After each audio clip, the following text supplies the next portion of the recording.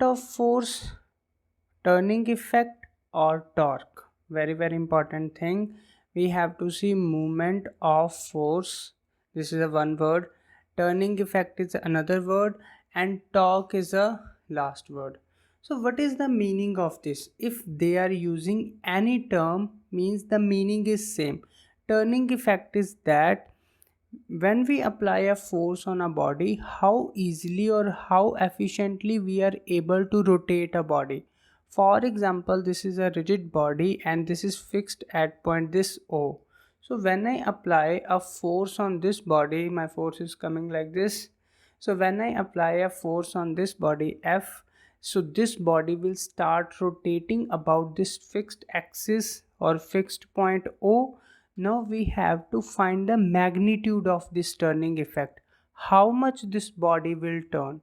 So moment of force depend upon two things. Moment of force depend upon, first thing is that more I apply the force, more this body will turn. This you know, when I apply more force, this body will turn more. So moment of force and force applied are directly proportional. As I increase the value of this force, the moment of force will increase. So second thing is that the perpendicular distance, but here some students get confused that this is the fixed point and this is the force. How we can take the perpendicular distance? For taking the perpendicular distance here, we have to draw the line of action of force. What is the meaning of line of action of force?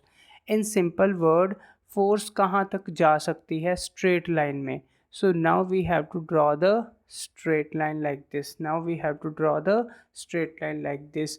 So the distance between this line of action of force and this fixed point, so when we draw this distance, perpendicular distance, so this is called the perpendicular distance. Why we are bothering about the perpendicular distance? Because perpendicular distance is the shortest distance. This you have seen in the Pythagoras. So perpendicular distance is the shortest distance. That's why we are bothering about the perpendicular distance. जितना ये perpendicular distance ज़्यादा होगा, means जितनी ये force ज़्यादा दूर होगी, उतना easily हम इसको rotate कर सकते हैं. So movement of force is directly proportional to the perpendicular distance. This is not a normal distance. This is a perpendicular distance like this. So now here we are coming with two things. Moment of force depend upon the magnitude of force applied, and moment of force depend upon the perpendicular distance. Now when we mix this thing, so I can say that moment of force is directly proportional to force into perpendicular distance. Now I think it's clear that the turning effect of a body depends upon a moment of force or torque. Now let's proceed our discussion with the mathematical form. Now we have to see the factor affecting the turning effect on a body. Means for the turning effect of body, किस factor पे turning effect depend कर रहा है. So first and foremost thing is force and the perpendicular distance. Now here perpendicular distance definition is very important. So this is a fixed point O, okay, and this is a line of action of force. So distance we have to take from the line of action of force and from the fixed point. This perpendicular distance I am talking about.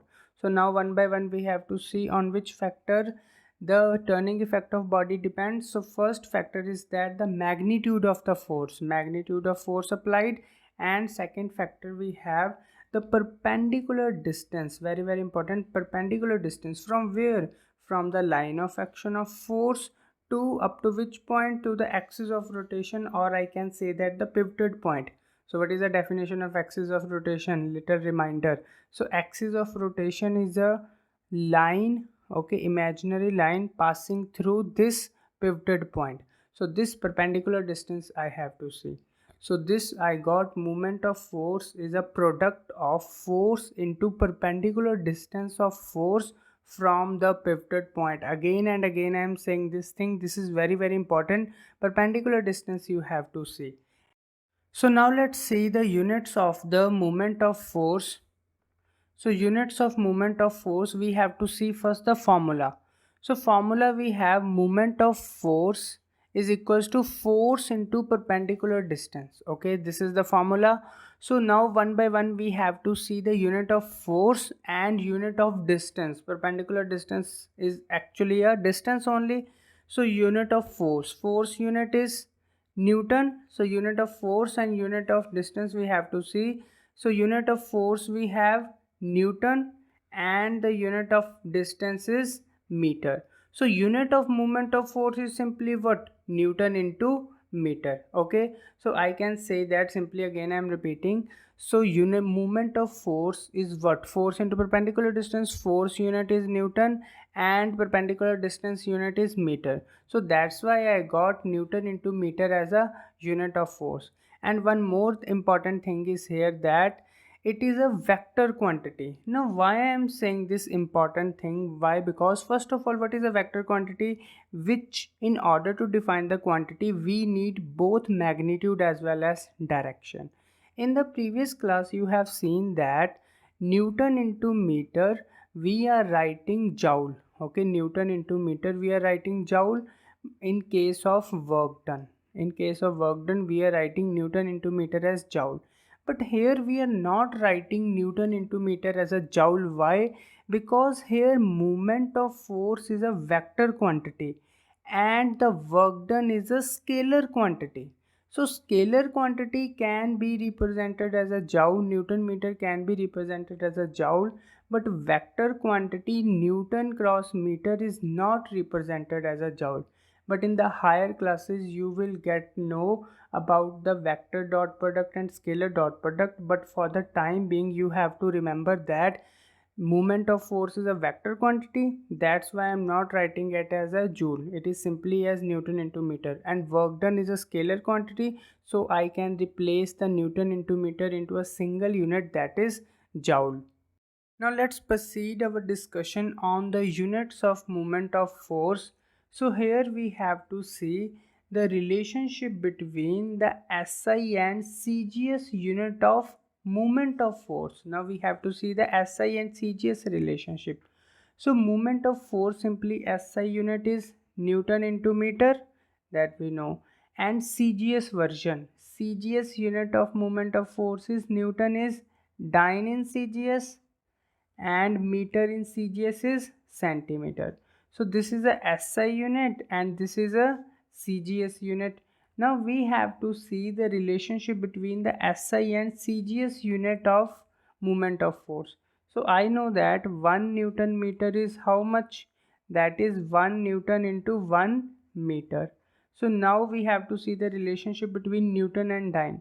So we know that from ninth class, when 1 Newton is 10 raised to power 5 dyne. Okay, 1 Newton is 10 raised to power 5 dyne, and 1 meter is how many centimeters? Simple, only 100 centimeter. Now put the value here. 1 Newton is 10 raised to power 5 dyne and 1 meter we have 100 centimeter. Now calculate the values. So 10 raised to power 5, 6 and 7. So we got 10 raised to power 7 dyne centimeter. Okay, so this we got is equals to 1 Newton meter. So 1 Newton meter here is a SI unit and dyne centimeter here is a CGS unit of moment of force, most important. So I can say that SI unit of moment of force is 10 raised to power 7 CGS unit of moment of force. Now let's see the relationships and furthermore relationships.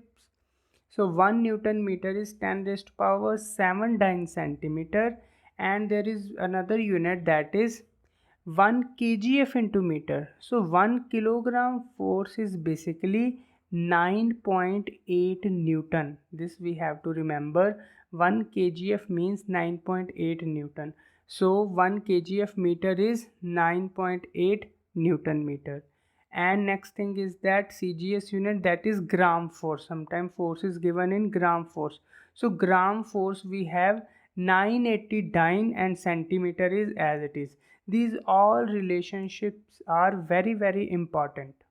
Now we have understood the concept of moment of force, and we know that moment of force is related to the rotation.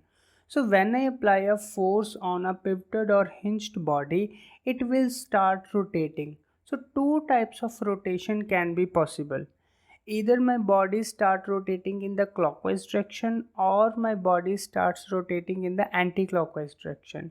If my body is rotating in the clockwise direction, so that is called clockwise movement, and if my body is rotating in anti-clockwise direction, so that is an anti-clockwise movement. Now some students get confused which is a clockwise and which is anti-clockwise. So here just tell me out of A and B which gear is rotating clockwise and which gear is rotating anti-clockwise. So here if you get confused, I am just showing you one clock. So here we have a wall clock in our homes.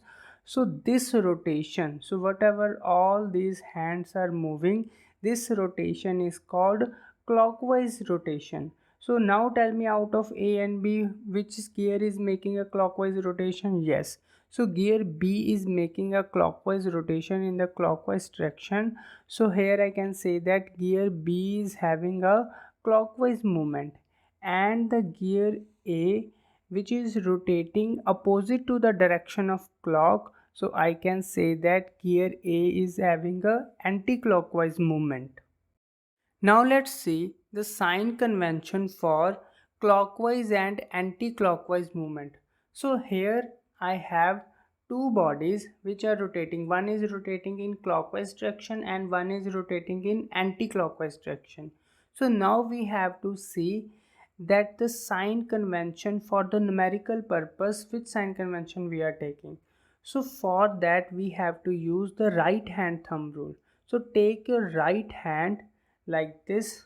So when you take a right hand in which this curled fingers are showing the sense of rotation, your curled fingers are in such a way that they are showing the sense of rotation, and your thumb will show the direction of positive or negative. So my thumb is in the downward direction, and downward direction we have negative y-axis. So that's why clockwise movement I can say that we will take the negative value. Okay, and for the anti-clockwise movement again you have to take only your right hand. So take your right hand on the sense of rotation, so your curled fingers will show the sense of rotation like this. Okay, so curled finger will show the sense of rotation and your thumb will show the positive and negative value. So here it is on the positive y-axis. Positive y-axis means this value is positive. So what we have to understand from this topic, that from the numerical purpose, if clockwise movement is given, then you have to take a negative value, and if anti-clockwise rotation or movement is given, then you have to take a positive value.